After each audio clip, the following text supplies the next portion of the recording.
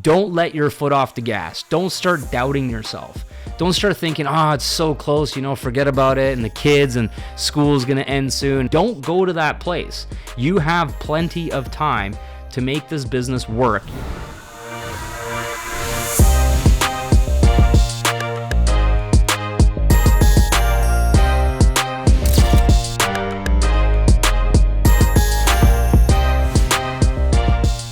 What's going on, everybody? Welcome to another episode of the Diamond Life Mentor Podcast with your host, Balazs W Kardos. On this special episode, we're doing the GPM live call for the month of May 2024. Anyways, so let's dive right in. So I like to do these calls at least once a month and check in with all of you. It's sort of like a State of the Union address to my large Enagic organization. And super excited that we had a record-breaking month again. I believe every month has been a record-breaking month so far this year. So we are in momentum. The Diamond Decade is happening, as I shared in the eFriends newsletter a few months back. And this really is the beginning for massive growth, massive momentum, huge evolution of this business model being more and more widely known about in general, in the marketing space, in the influencer space, in the online social media space, in the network marketing, direct selling space. So there's just this level of like the cat's out of the bag. The secret has been shared. For the longest time when we were doing our presentations, we were always talking about Enagic being a sleeping giant, like a volcano that was waiting to erupt because it was so amazing, so unique, so different. And as you know, it's patented on the product side, it's patented on the business side. And so we knew that we had found something really unique and special, but we just happened to find it way ahead of the masses. And now, just based on everything that's happening, there's a level of exponential growth that must occur for these businesses. And when we were at the 49th anniversary convention last summer in Las Vegas, there's a top leader in the company called Daniel DiMicali, and he was sharing some statistics on a presentation he did with some slides. And it was just talking about the timing of when we find out about certain products or trending things that are almost like a disruption to the way that we live our lives. And that based on when you get involved in a business such as this or marketing a product or whatever, the amount of wealth that you can create is drastically different than when something is already widely accepted, and everybody is using it. So up until this point, we were in this like very small percentage of under 1% market awareness for the last like 15, 20 years. And now we're starting to go into the next phase, which is the 1 to 3%, which is still very early. And you're still in a prime position to become wealthy with this company, to really help a lot of people with this company, and to completely change your entire life, both health and wellness wise, but also on the business and freedom and income and so forth. So I just think it's really, really cool to have our numbers continuing to grow, continuing to scale. And we're growing at 0.275% month over month, which is very, very powerful. Let's put it that way. So this past month was 2.37%, my bad. But individually in the ranks, I actually can see a growth percentage also. And it's around 2% to 2.5% on all the different ranks. And at 5A, we actually had 27 people hit 5A last month. And we had 38 people hit 6A last month. We had 8 people hit 6A2 last month. We had 2 people hit Dash 2.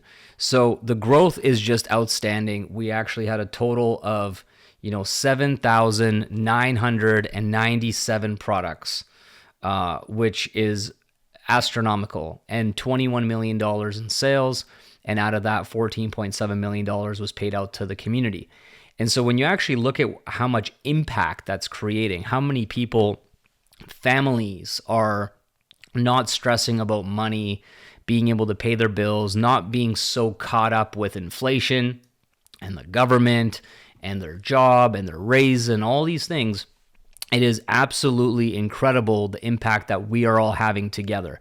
And so I just want to commend all of you for the effort that you're putting in, for the obstacles that you're overcoming, and all of the things that happen in our businesses and our personal lives that are basically constantly testing us whether or not we want this as bad as we say we want it. Do we really truly desire this type of life? Do we want to overcome all of the stuff that comes with it? Because every single one of us has to experience all of those moving parts, right? And so when you look at someone who is confident, at one point they weren't confident. When you look at someone who does content and they're able to compose themselves and do great on video, at one point they were terrified of doing video. You know, when they're getting started in their business and the compensation plan is confusing and you don't quite understand how it all plays out and how it works, at one point all of us were confused with the compensation plan. And so sometimes we need a reminder that when people have all the knowledge, all the wisdom, all the confidence, all the success, all the money, is like, if you just scale it back far enough, they will have so much in common with you. And that is a powerful reminder for you to just be okay with the journey, be okay with the process. Even when it's frustrating, even when you don't think you can learn or figure it out, it's okay, because at one point, all of us go through that, right? I think that's so important for everybody to remember. And, you know, when you look at the numbers, even, I like to always remind everybody, like when I first got started at this business, I was 5 years past knowing about the business. I already had the products. I already tried and failed to market it and share it with people that I knew. And I remember some of the top people in Enagic at the time sharing their monthly sales reports on social media, or how many checks they got in the mail, or those kinds of things. And I just couldn't really wrap my head around it. You know what I mean? I was like, I'm struggling to get one sale. I don't even have a sale. And these people are talking about thousands of sales in a month. How in the world is that a thing, right? And there's this massive gap with understanding, with how the business actually works, and all this stuff. And then as I was stuck in this feeling of, I don't know how I would ever be able to create those numbers, or how my business would ever grow to be so big, I just kind of brought things back to where I was at in the moment. And I'm like, okay, none of that stuff actually really matters. All it serves me is an example that it's possible, that people are in fact investing in this product. They are in fact succeeding with this business. And when most people in society talk about average income, or the number of people who fail in a business model such as this, or any of these examples that you hear people chirping on the internet and talking smack, it's just the mindset, right? I remember a long time ago, I went to a conference and it was a Robert Kiyosaki weekend event. And he was sharing his story, and he said that when he first got into business, he was advised to be cautious because it's high risk, and that 9 out of 10 businesses fail in their first year or first couple of years. I can't remember exactly, but the probability of failing when you start a business is extremely high. And so when I heard him say that, I was like, oh my God, that's scary, right? Oh my gosh, what would happen if I failed? And I didn't even have this business at the time. I was just thinking in general, like if I was to be an entrepreneur, that would be so scary. 90% chance I'm going to fail. Damn. The odds are really stacked against me. That was my initial mindset. But then he went on to say, so you know what his perspective was? He goes, great, all I got to do is start 10 businesses. And I was like, holy shit, that just completely shifted my mind, because he wasn't thinking that, oh my God, I'm not even going to bother. He was thinking like, all right, worst case scenario, I'm going to start 10 businesses and I know one will be successful because those are the statistics. And I was like, wow. And so when we look at this industry, specifically direct sales, network marketing, affiliate marketing, all this kind of stuff, you'll hear people say the same thing. Like, oh, most people don't make any money. Oh, most people don't. Oh, most people. It's like, listen, guys, the reason that you're here, the reason I'm here is because we have decided at some point, whether it was right when you first got introduced to this or at some point in the past, you and I, we all together have decided that we do not want to be most people.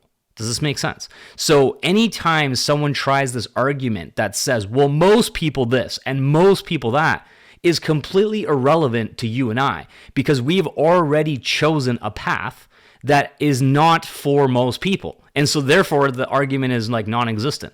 And then when we're looking at the business itself, we're looking at it, okay, so what exactly what is our version of 9 out of 10 businesses fail inside of this company? And it goes the same sort of thing. It's like 9 out of 10 people will give up in this business model before they make a sale, or before they reach 4A, or before they go to 6A or whatever.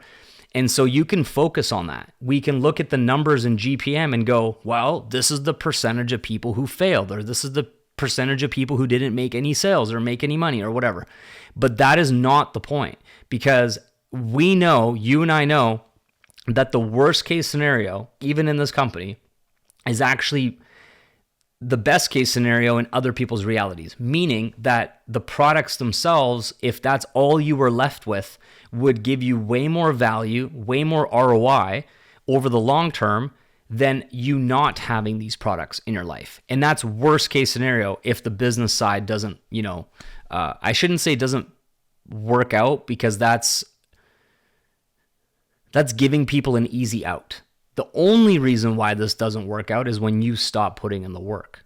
Period. End of story. Because there's so much evidence and there's so much proof that people are winning. And when we look at the numbers over here, we literally have a above average higher number of people winning than industry statistics across the board. So even that, we're like defying the numbers.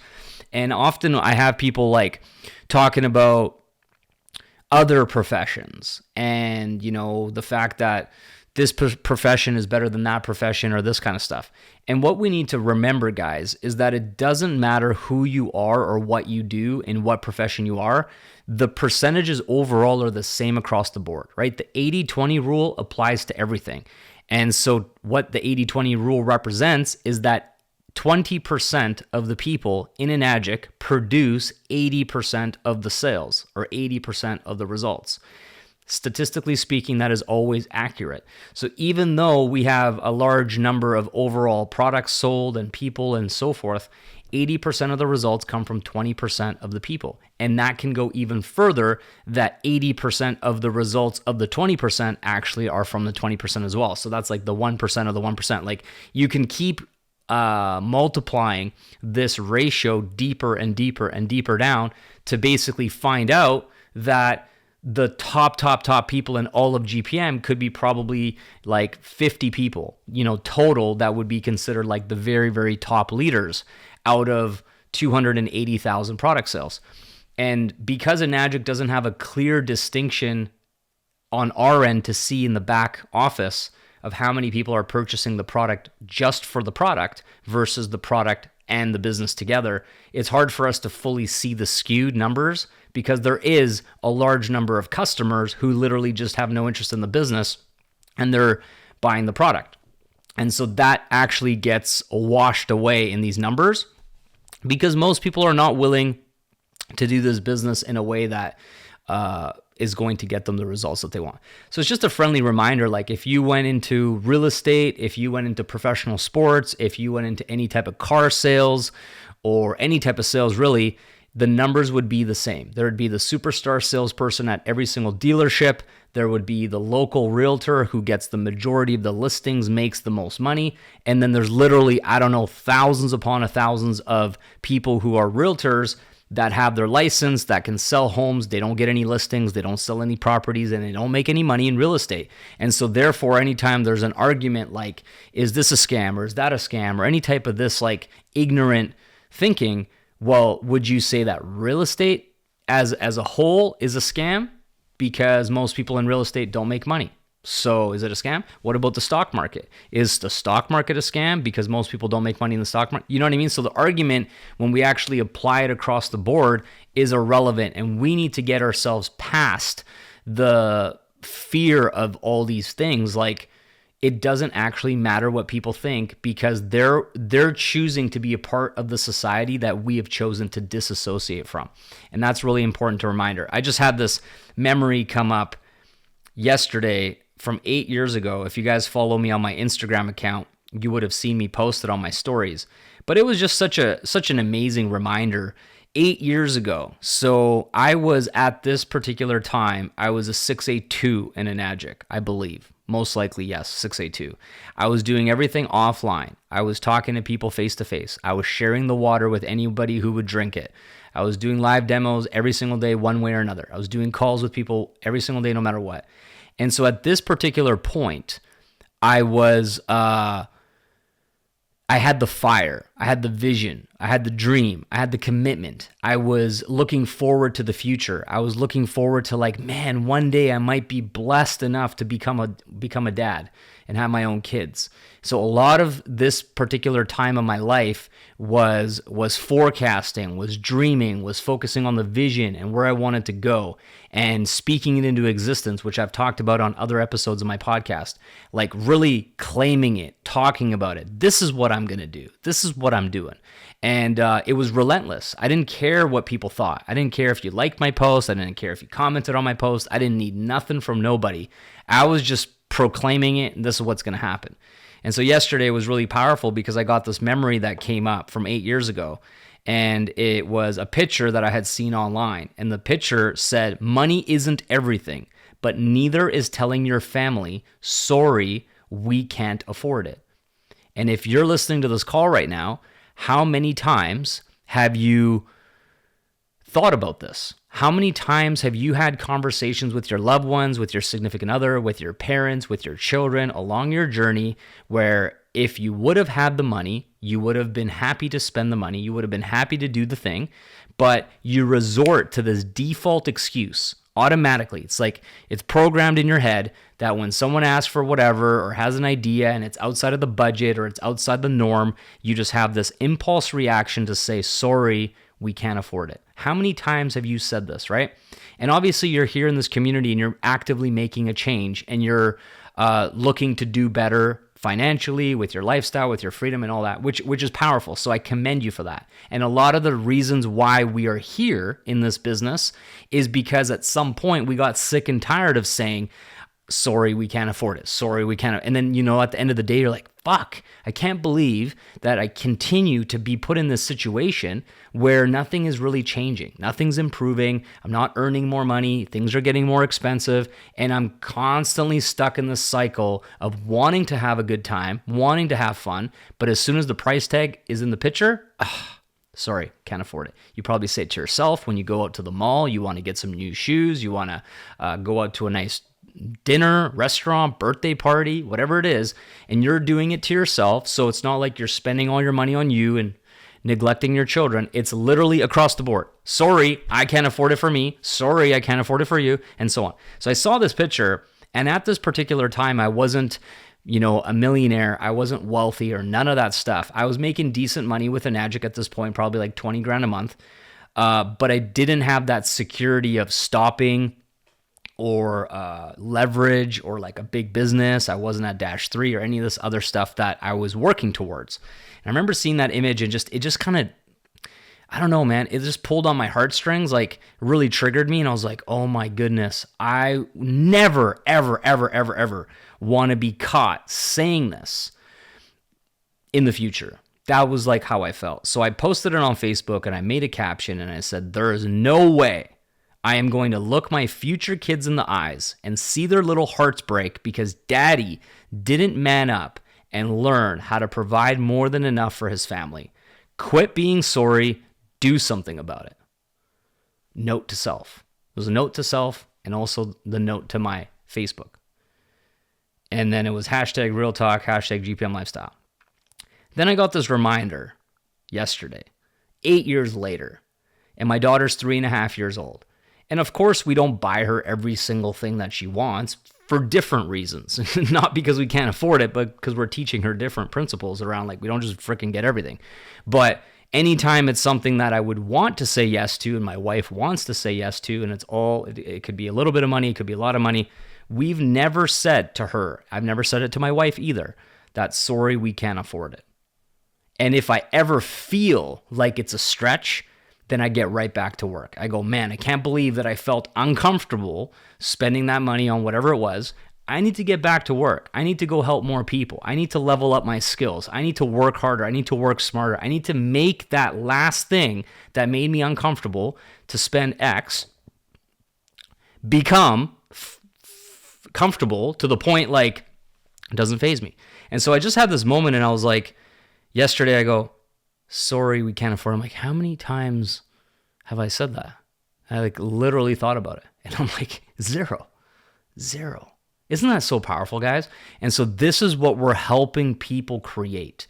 And I feel like a lot of the time our own personal story, our childhood, our experience is shaping us to help that person, like reaching back to them and helping them and making a difference. Like there are some people in the community that have children that are older. Maybe they already grew up and moved out from home before you even found this business. And so your experience as a parent had a lot of challenges, right? And there are certain things that trigger you and remind you of how difficult it was at that particular time. And that's actually perfect because it's serving you now to put that into your marketing and to basically be the wise individual that can go and speak to the 30 years ago, 50 years ago you, or whatever, however many years ago it was. You can speak back to that person and go, look, I wish I would have found something like this back then, but I didn't. I didn't even know it existed, and the internet wasn't around, and social media wasn't a thing, right? Literally from generation to generation, the concept of what we're talking about today literally did not exist 25 plus years ago. So of course that many people were put in a situation where this was in their wildest dreams or maybe not even there.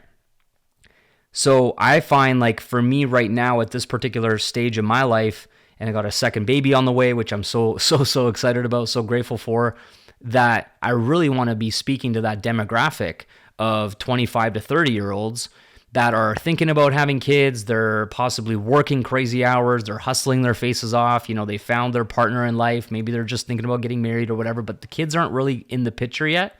And I want to be speaking directly to them and be like, listen, man, when I was your age, this is the stuff I was thinking about. And it took me 7 years from knowing like this is what I wanted to creating it before my first child was born, but I pulled it off. I did it. I'm a living, breathing example that this is possible. This is a thing. And I want to really be able to push that message forward to those men, primarily men who are, in that predicament. It's a bit of a predicament. It's like, okay, well, do I wait to have children, which has pros and cons to it, or do I do it sooner, but I'm not really set up financially? I don't really have a business that can support my family, but I'm going to do it anyways and just kind of figure it out as I go. That's like that sweet spot where I feel like people are really, truly having to choose what is my priority? What am I willing to do to exchange the possibilities in the future from being like, hey, sorry, we can't afford it, to, of course, baby girl, let's plan it right away. When do you want to go? Tomorrow? We can do that. It's a very, very different experience, very different reality, right? So anyways, I wanted to share that with you guys because I think it's really powerful to like have those moments of clarity where we get to do better ourselves, we get to improve. Like there's that famous saying, right? Once you know better, you can do better. So we need awareness first. We need to overcome some of our ignorances in life to how things are. And then we need to be able to shift not only our own lives and our own stories, but be able to spread that message back to those people who are not yet aware that this is possible. And that's what's happening in this community. And I'm just so proud of all of you guys that you're doing this and you're making those adjustments, you're improving yourself, you're giving your children and your family a different experience. And it doesn't really matter how it specifically plays out. I don't want to ever make someone feel guilty or bad that they didn't do what I did, because we're not the same person. We're not on the same journey. But we can always use whatever happened, good or bad. It's all a perspective. We can use that and just use it in our messaging, right? Turn our message into our message and say, look, I didn't crack this code until my kids were X years old. Or maybe you don't have kids yet, but you're like, damn, now I have a target and a goal and a vision to have kids in a few years or whenever you're ready. And I can really set things up a different way. And one of the things that makes me so happy is seeing a lot of younger couples and families in GPM who have been able to walk in a similar footsteps as myself, where they were together, they were building their business, and then they had their first baby. Now they're traveling with their newborn in freedom. They're experiencing all kinds of cool stuff. They're working from home online, like making money. And like, I just keep seeing these stories in the community of like that duplicating, you know what I'm saying? And that's how we change the world. That's how we change the dynamics of broken families, divorce, all that stuff. That narrative is something we are actually changing. And at first it starts off kind of small, but when you do it long enough, right? When you put in the decades of work and you have the compounding effect and it becomes normalized, it becomes accepted, it becomes weird. Like right now, if you work online, there's still a little bit of weirdness around it. Oh, what do you mean? Isn't everything online a scam? There's still that stigma and perception by a lot of people in the world. There will be a time in the coming years where it's like, oh, you have a job? What are you doing? Like, it's going to be shocking to have people still doing it the old way. Just like right now, like if you met somebody and they didn't have a proper what's it called? Like North America or first world countries, right? Like if you didn't have running water to like a toilet in your house and you had to like go poo in the backyard in like a bucket, that would be weird, right? People would be like, yo, what? You poo in a bucket, bro? Like it's 2024. Like you don't have running water in a toilet? It's kind of like that. Or, smashing rocks and sticks together trying to like make a fire to like cook your meal. A little bit weird, right? Like you can't just press a button and have fire, like all this kind of stuff. So eventually it will be like that. It'll be like, you have a job? That's weird, man. Like, it's 2024, right? There's this thing online, right? And people be like, oh, no. Like it will shift. And we just happen to be way ahead of that overall in the masses. And it's really exciting to be here because it's only going to get better and simpler and more streamlined and more obvious. The objections will start to decline. The benefits will start to grow. Like it's all shifting in that direction. And you can probably already feel it if you've been in the community for a while and you've been doing this for 2, 3, 4 years. Like you poo in a bucket, bro?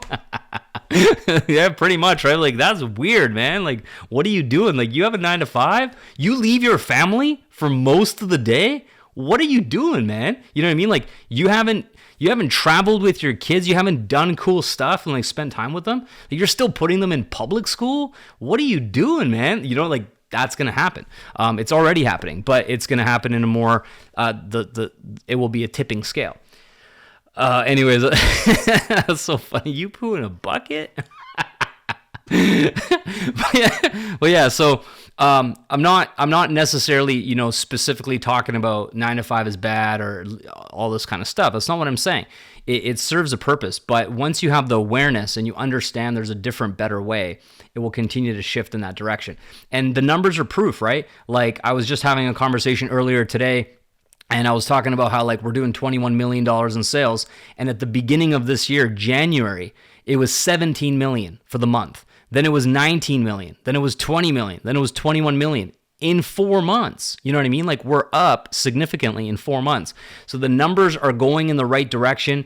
And the reason for that is because the conversation is shifting. People are understanding what's going on. There is no denying that the current plan that they're on is ineffective and it's actually digging them a hole. It's like you're literally in quicksand. You're like, yeah, my life is great. You're like, bro, you're sinking. Like you're literally sinking in front of my eyes while we're talking. Like you're getting in more debt by the second. You're getting unhealthier by the second. You're losing love and bonding and connection with your family by the second. Like, hello, make a change, make a decision. And then people are making a change, making a decision, which is really, really cool. I want a golden pee bucket though.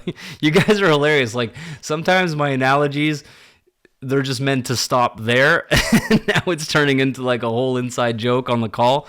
Just keep talking about pooing in buckets. But anyways, I want to tell you guys about something else that's really, really exciting. So I went to San Diego last weekend, a week ago, and I got a private meeting with Mr. Oshiro. So you guys might have seen me talk a little bit about it. And I went there for a private meeting, and originally how it started, just to give you a little context, is, as you know, I'm building the new GPM system, and it's underway. It's coming together. It's really, really cool. We've added a bunch of additional like cool concepts and ideas and technology and stuff that wasn't even part of the original idea, but it's sort of just evolved into something magnificent.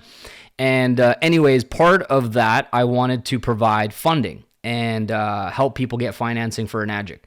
And so as I went through the due diligence and calls with private equity banks and people that got endless amounts of capital, it was going really well. I was about to close the deal. It was like all set up and ready to go. And then right at the like final steps, we basically discovered that it wouldn't make sense for myself or like a company that I own to receive money from people getting approved on financing, only for us to turn around and send the money to Enagic for Enagic products. There's all kinds of regulatory problems with that. It's not compliant. It's high risk. It could give me liabilities for the funds. Just a lot of like headaches that I obviously would never want.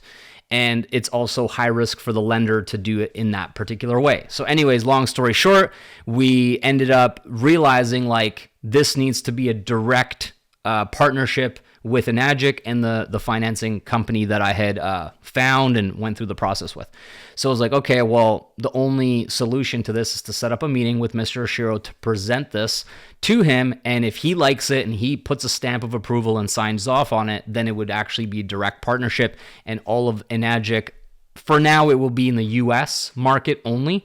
That's the only way that we can do this at the moment. But anyways, all of Enagic USA sales, the whole company, would benefit from this arrangement that I had set up. So I got the meeting. He was excited to hear what I had to offer. I mean, it didn't hurt that we were number one for 6 months straight with the contest. So it was timing wise, is like, if I'm ever going to be heard by the CEO around suggestions on how to improve the company, being number one is definitely going to give you like the meeting, right? So I was like, yes, timing is just too perfect. So we got the meeting and had a conversation. And when we sat down, it was just myself, him, his wife, a couple other people from corporate, and the translator, who's a young, sharp guy that I really talk to all the time. He's great. So we have this meeting, and it was kind of nerve-wracking from the standpoint of the translation, because I was saying it in English, then there was a translation, then he was writing notes in Japanese, kind of nodding his head like he understands what I'm saying, and that was it. It was like his poker face. He didn't really ask much questions. We didn't have a back and forth for like 2 hours. I was just like, here's my idea. We could do it like this. And I'm like, this is how I feel like it would help over here, and we could lower costs over here. And I was literally acting like CEO of Enagic in terms of my thoughts and input and ideas and things like this. And so the one thing that I didn't mention is right at the beginning, because of the unique nature of the meeting, I asked if I could film the meeting. I was like, hey, do you mind if I set up a little camera over here and just document this? And he said yes. And I was like, yo, this is so sick. I got a 2-hour video of me presenting ideas, it being translated in Japanese, to Mr. Airo nodding his head and writing notes. And I'm like, this is like literally gold. Like, this is the most epic piece of content, you know? So I filmed it all. And then as we get to the end of the meeting, I still don't really know if he likes it. Like, he was nodding his head. It was a little bit like, maybe he likes some of it. I actually gave him 3 ideas instead of 1. Very clear ideas. I had proposals, printouts, diagrams, charts, like super prepared. Gave everybody a copy, all this stuff. And at the very end, I say, so he goes, all right, you done? Like, you shared everything you want to share? I'm like, yeah, thanks for your time. I'm really grateful for this opportunity, and I'm excited to hear your feedback, like what you like best. And I'm like, by the way, which idea out of the 3 I shared with you did you like the best? And he kind of like giggles with this like cute old man giggle. He kind of chuckles to himself, and he looks down at his notes and he flips a couple pages, and then he looks at the translator guy and he says to him, he goes, I like all 3. And we're going to move forward. And, thanks for presenting it. He's like, if you ever have any more ideas that could improve Enagic, I'm always like willing to listen to you and sit down with you and talk to you. And I was like, no way, like this is epic. So that's where we're at right now, is that he's down, he's excited, he loved the direction of my ideas. There is a very, very small, slim chance that they might announce some of it at convention in Japan, in Okinawa, as like coming soon. Like, this is like the future. This is what we're going to be doing. I can't really reveal all the specific details yet, because as you guys know me, I have tons of big ideas, and I gave so many variations of how my ideas could work. So it wasn't just like one set plan. I was like, we could do it like this. These are the pros and cons of this idea. We could also do it like this. We could do it a combination like this. So I kind of really gave a lot of variations. And so he's taking it all in, deciding like what makes sense for his vision. And obviously he's the genius behind the company. So it's going to be his final decision in the end, but they're moving all the ideas forward to due diligence, to the next steps. Yeah, everybody get your poo buckets out. Bobby, you're hilarious. But it's going to be really, really exciting.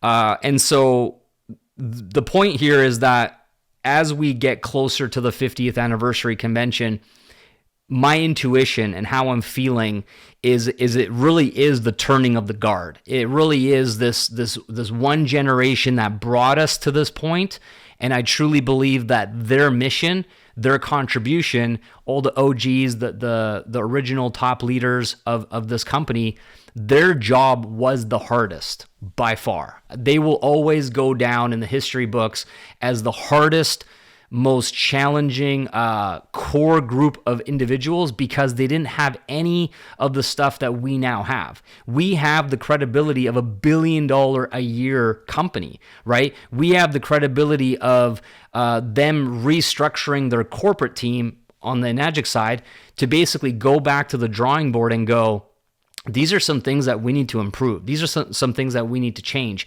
because they know that if this is what got them to $1 billion a year, some things need to change to go to 5 billion or 10 billion a year for all of us to be able to level up. So I'm just so grateful for everyone who has gotten us to this point. I'm sort of on the middle of this, like part of my contributions over the last 11 years has gotten to this point, but prior to that, if it wasn't for the leadership of the top OGs, I wouldn't have even came back to Enagic, because with my 5 years break that I had, I actually saw the growth that happened during that 5 years. I knew where things were at, and then there was a 5-year gap. And then when I kind of got back in the game, I'm like, wait a second, you've ranked up and you've done this and sales are over here. And now we're in all these new markets around the world. Like, so much growth happened in that 5 years that I was inspired to be like, shit, this company's scaling, this company is growing. Now I'm going to get involved and like continue and add value however I can, which got us to this point. But I truly feel that when we arrive in Okinawa, Japan at the 50th anniversary, that weekend, those few days will be the shifting of energies, the shifting of the guard. This new momentum will start to scale, and Enagic will start to reinvent itself in this modern way with all the stuff that we love about the company staying as it is, but all the little kinks and twerks and like stuff that doesn't quite make sense, and it makes things hard, and it's whatever. It's just like, man, if only we can like make these few tweaks and adjustments. I feel like all of that is going to start being the priority to dial things in. They're now ready for input from myself and other top leaders. And so, yeah, we're really going to take this company to be the best, most incredible place to be. And it's going to be known globally. Like, everybody's going to be like, yo, you're a part of Enagic. You're a top leader in Enagic. Like, it's like, imagine being the top leader of Apple as an affiliate, or, these mega companies like Google, Facebook, whatever. It's like, you're the top guy over there. You're making a global impact over there. Damn, like, my hat's off to you. Respect, because that company has gone on to change the whole world. That's literally what you have here. And so I'm giving you this insight because I know where I've come from in this business. I know a lot of you on this call or listening to this replay or listening to the podcast are newer. You haven't seen the evolution as much. You've just seen these little micro adjustments and changes over the time. But this is what you're truly a part of. And it's only going to get better. It's only going to get more exciting.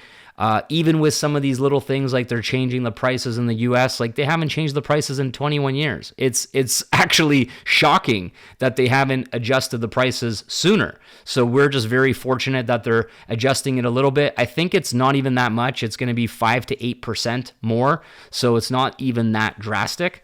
But they will also be changing the commissions to reflect that, so they will still be the same sort of percentages. So we'll actually make more money per point, even though the products will cost a little bit more. It's just all so exciting, guys. So with that being said, I want to share a couple of the details around the numbers, just so you guys can have some inspiration, and then we can kind of wrap up this call. But one of the things I've been thinking a lot about recently, for those of you in the business that are just kind of getting going, is, are you actually setting goals? This is the one other thing I really want to talk about, because we expect, like for me, the idea of not setting goals and not having targets, not having a vision for where I want to be is non-existent. I would rather be dead than live my life without goals, because I just feel like they're that important. But sometimes I have to remind myself, like, maybe not everybody else actually treats goals the same way. So let's talk a little bit about that. I believe that we need to all set very clear targets for where we want to be and have them be measurable in a way that we can track if we are on track or off track. So when we look at our path to 6A or our path to Japan Convention to be celebrated on stage, or if you already have a team of people and you're able to see your sales results in the back office, which you start getting access to at 6A2. So anybody who's on the call or listening to the replay who's 6A2, you're going to be able to see your monthly sales numbers, your sales data. And the people that are growing, the people that are scaling and their income is improving, they have very clear targets, and they tell that to their team. They say, look, our target is to grow by 10% this month. So we had this, we had 100 sales this month. We have to get at least 110 sales next month. And so everybody is constantly looking at how they can improve their numbers, how they can adjust their marketing strategy, and they're very, very numbers oriented when it comes to their goals. There are other people out there who just kind of fly by the seat of their pants. They just wish for the best. They hope things grow. They hope things improve, whether it's financially, customers, sales, leaders, whatever the metric is. And they don't really care what the outcome is. They're just like, oh, it was a good month. It was a slow month. It was this month. It's like, that's not the winning mentality. The winning mentality is you're driving forward. You're growing forward, right? And when I'm looking at numbers in my organization, this is the lifeblood, whether or not we're doing well or not, whether we need to go in there and talk to certain people to improve stuff or make adjustments or whatever the case is. But when things are growing at the pace that they're growing, there is no need to be concerned. There's no need to worry. So in your guys' case, whether you're brand new and just getting going, or you have a team of people that are already producing, how actively are you pursuing setting goals that are driven in data and metrics, whether you can see where you're growing or not? This is so important. So look at your year so far, and if you haven't been tracking the numbers and actually having some predictions of where you're going, some projections of where you're going, and then be able to match and see, be like, okay, how much have we grown? And I'll tell you guys one crazy story that made me think about talking about this topic. So we finished the meeting with Mr. Shiro at the clubhouse. He owns like a mansion right on the golf course of the Enagic country club. And so we're in the house, we're having dinner at the boardroom table there. And at 6:00, when I finished my meeting after 2 hours, and he told me he liked my ideas, he looks at the corporate like head guy, whatever, and he's like, all right, have everybody come in. And I'm going like, I'm the only distributor in the room, right? So it wasn't one of those types of meetings where there's like all these people, all these leaders, like I've been to quite a few times. Anyways, all the managers come in from around the world, and it's Canada, US, Europe, Mexico, and there's about 20 of them in the room. So they all joined us for dinner. It was great. We got to know each other. We chat. We're hanging out. And I'm kind of a little bit confused. I'm like, yo, why are all the managers here, right? I just didn't really get it. But I was happy to hang out with them. I know many of them already and stuff. And so we're hanging out, and right before we're wrapping things up, Tomo, who's one of the top guys in the company on the corporate side, he goes, Balazs, would you like to stand up and just share a few words with the room? And it's all managers and Mr. Shiro, like just corporate. That's it. And I'm like, okay, sure. So I get up. I just basically took the opportunity to thank them for all their efforts to process our sales, to make us look good in the field, and allowing us to have the success that we have in the company. It wouldn't be possible without them. And so I just basically it was pure gratitude, and it was just a few minutes. They all are smiling, nodding, all this stuff. And then I sit down. And then Tomo says, okay, we're going to go around the room and all the managers are going to stand up and they're going to share a few words and they're going to share their sales targets for their specific office that they work at. I'm kind of like, okay. So first person goes, they share a couple things. And then I realized I had this like epiphany moment and I'm like, they're talking to me. Right? They weren't talking to corporate. They weren't talking to Mr. Shiro. They're all directing their little speeches at me. And I'm realizing this in like real time. I'm like, what's happening? And as it starts to happen, they're like, yeah, they're kind of telling a little bit about their office. They're looking at me and then they're saying like, thank you, Balazs, for your GPM, for organization, for your sales that you're contributing to my office because they get paid on performance and stuff. And they're like, our target for moving forward is this number. And it was like 500,000, whatever, all different numbers. I'm like, okay. So it's like 2, 3, 4 people. And then I started doing the math in my head. I'm like, wait a second, I should probably be writing this down or tracking these numbers, but I didn't have anything to write down. So I'm like, just doing it in my head. And we get to the end of the room and we're at 10,000 sales a month, right? That was my rough math. And we're doing almost 8,000 a month. So I'm like, okay, that's fair. It's like 25% growth from where we are now. And they're basically all saying, thank you, Balazs, for your continued efforts with you and your organization. We know with your help and your contribution, we're going to hit our goals. No pressure, right? It's like, all right. And then finally, the last guy stands up. His name's Go. I'm really close with him. And he is an EU. He runs the whole European Union for sales. And he goes, and our target for EU is 5,000 sales. And I'm like, wait a second, now we're at 15,000 sales a month. Anyway, and so Go kind of looks at me, he goes, Balazs, we need more sales in Europe. We really need your team to be focused in Europe. And we know that with your contribution, we'll hit the goal. Thank you very much. Like takes a bow. And I'm going, wow, this is the most incredible feeling to be in this room, having a private meeting with Mr. Shiro, which is like a dream, and then also kind of have this declaration from all the offices and all the managers that are basically saying like, with your support and your help, we expect you to double your current production to hit these new targets and these new goals. And I was like, this is absolutely unbelievable. And obviously I can't take personal credit for any of this. It's all of you and it's all of us combined, right? But it's just really powerful to be like, all right, let's get back to work, right? So that's kind of how we finished things off. And it was just such a surreal night. And it made me think about how Mr. Shiro, with a 50-year-old company, has every single office manager around the world set their own sales targets and then be compensated according to their own performance. However, they're not actually directly influencing the sales. It's just interesting. It's like, what they're responsible for, they're getting inbound orders. They're not marketing, they're not advertising, they're not speaking to friends and family, they're not sharing the water, they're not doing none of that. But yet they have a monthly sales target, which is so amazing.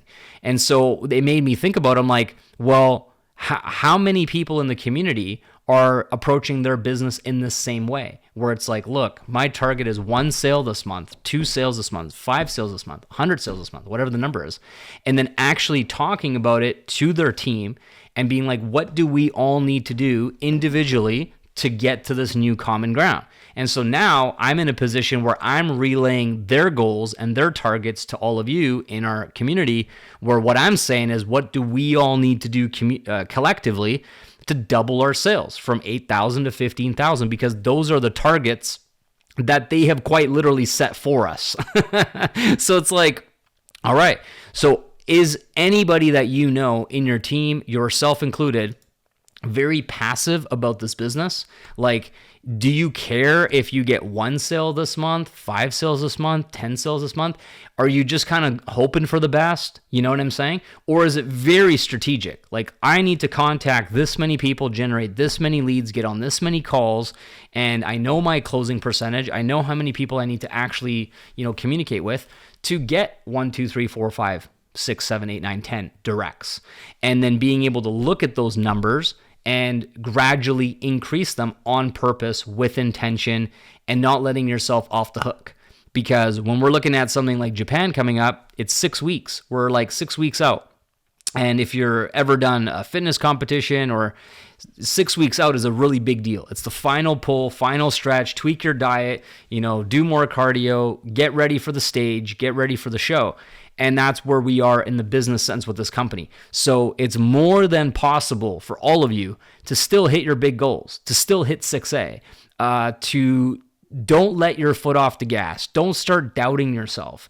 Don't start thinking, it's so close, forget about it. And the kids and school's going to end soon. And I still got to figure out what to wear. And I got to pack my suitcase. Like, don't go to that place. You have plenty of time to make this business work. You have plenty of time to level up your goals, to hit your 6A target, to cross that stage glorious at the next level. Do not let yourself slip into the mindset of, I tried my best. Like, what do you mean? You have 6 freaking weeks.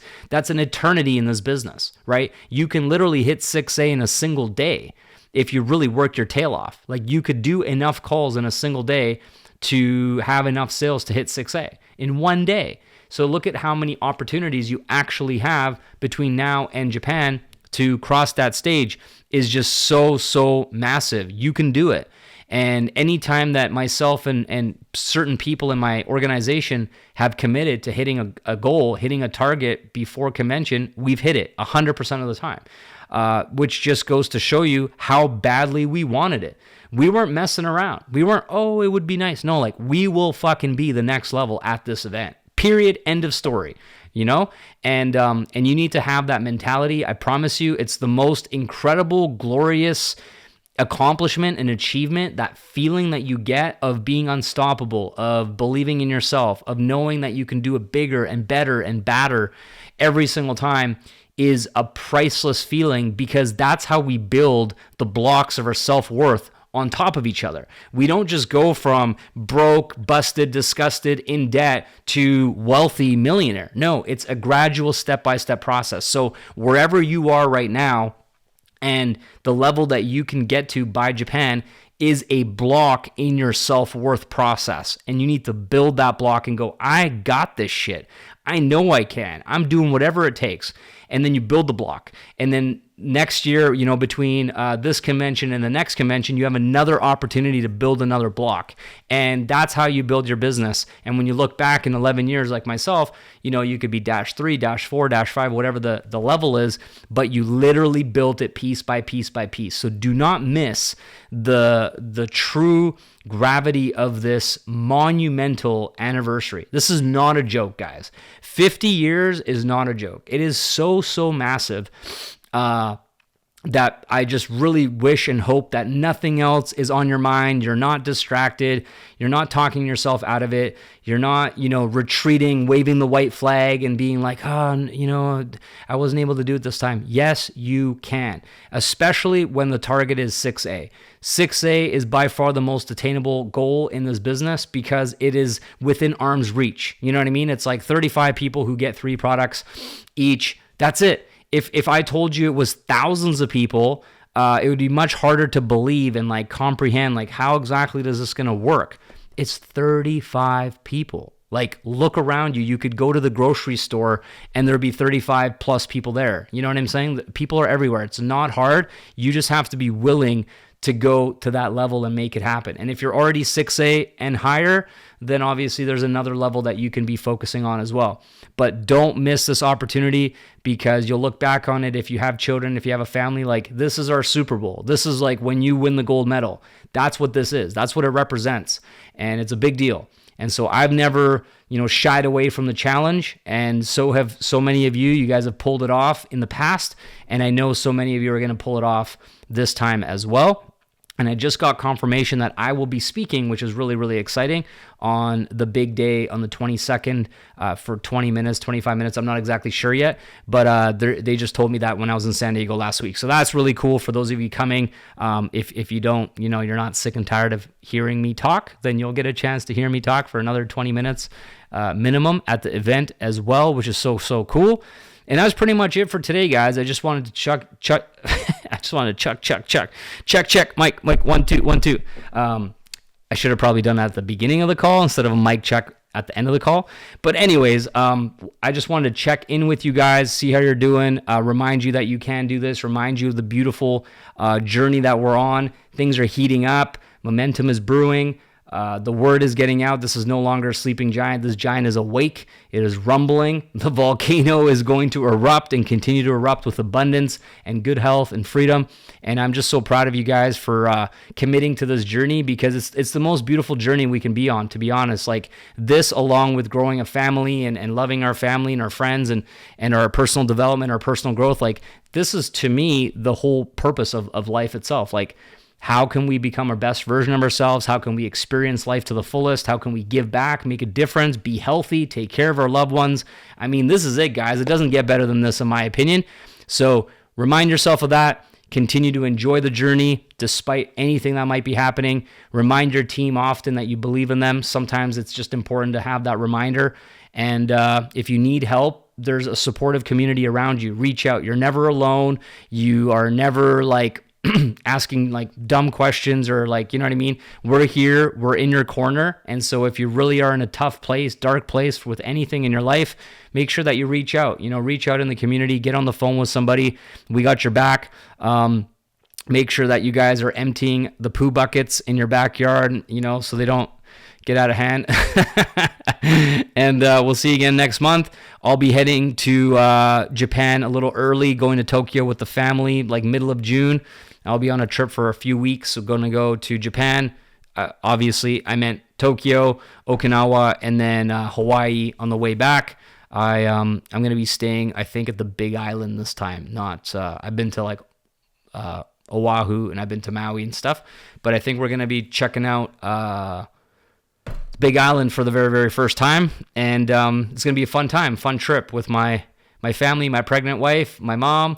My brother might be coming. We have to still talk about that. And my beautiful baby girl who absolutely adores Hawaii. She's obsessed. She talks about it like she's got her vacation property there or something. It's hilarious. Oh, let's go back to Hawaii. I'm like, you're hilarious. You're 3. Anyways, much love to all of you, especially all my Hawaii fam. Maybe I'll get a chance to see you guys on the Big Island when I come out, and we'll catch up. All right, much love to you guys. Take care.